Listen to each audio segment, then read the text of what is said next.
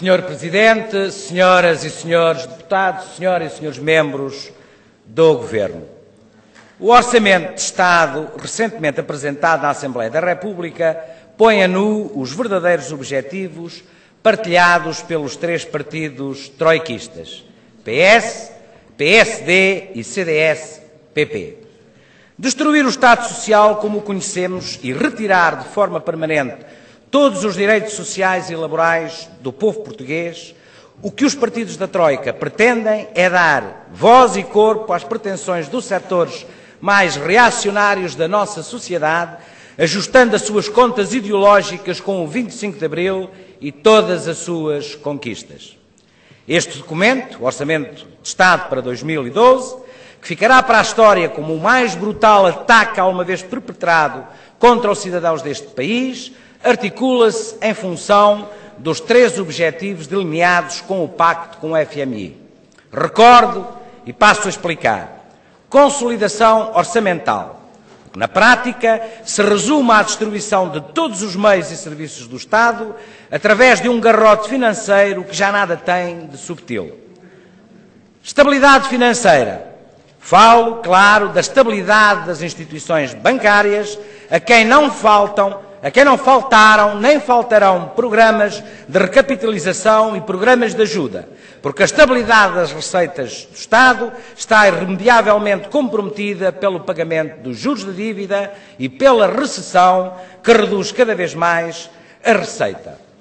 Por fim, o objetivo da competitividade e crescimento, para o qual a única medida, repito, a única medida é o aumento do horário de trabalho em meia hora, sem qualquer remuneração.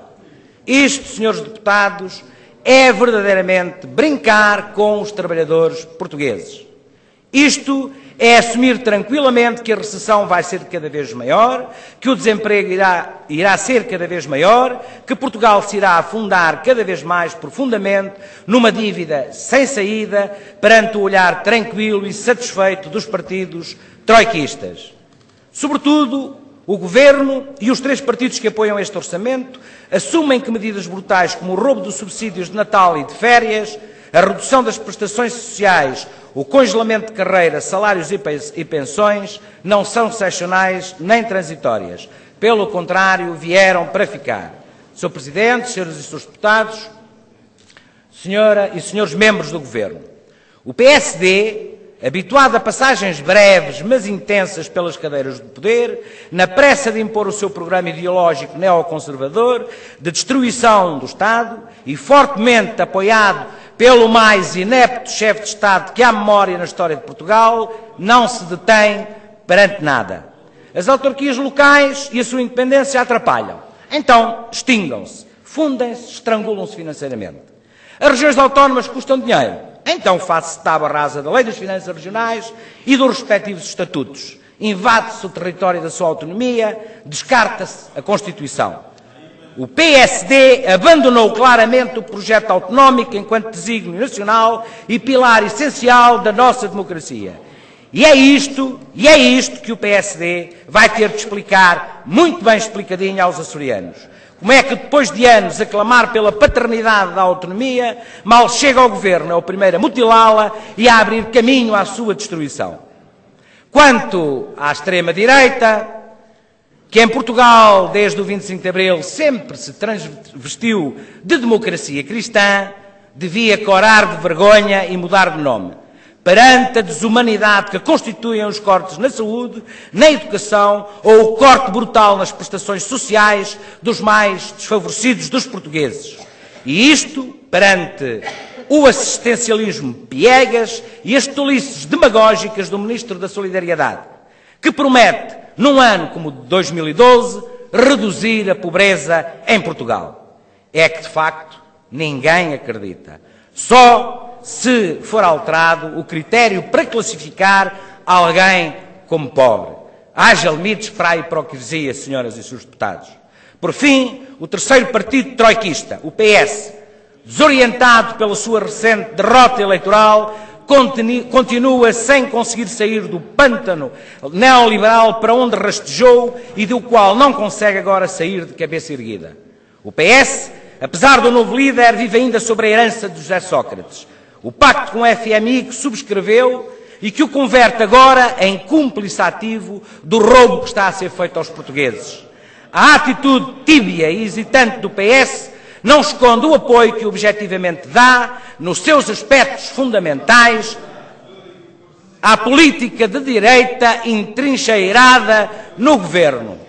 A sua quase certa aprovação deste Orçamento de Estado mostra que Passos Coelho continua a ter um parceiro para o tango.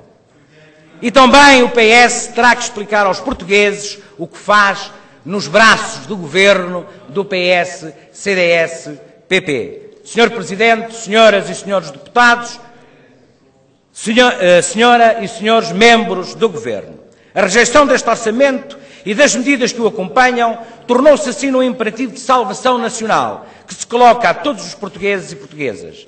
Este orçamento e esta ofensiva só poderão ser rejeitados na rua, pelo protesto de todos os cidadãos e cidadãs democratas que anseiam por um futuro melhor.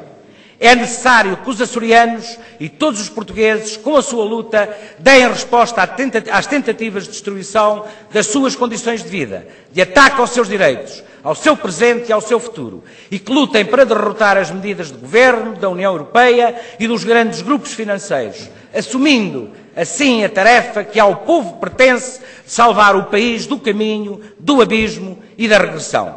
E quero apelar desta tribuna à participação das açorianas e açorianos na greve geral de 24 de novembro próximo, que foi anunciada pelas duas principais centrais sindicais, para que de uma forma clara e inequívoca demonstrem o seu descontentamento e indignação perante a submissão do Governo PSD, CDS, PP ao Diretório da União Europeia e aos grandes grupos que o dominam. Disse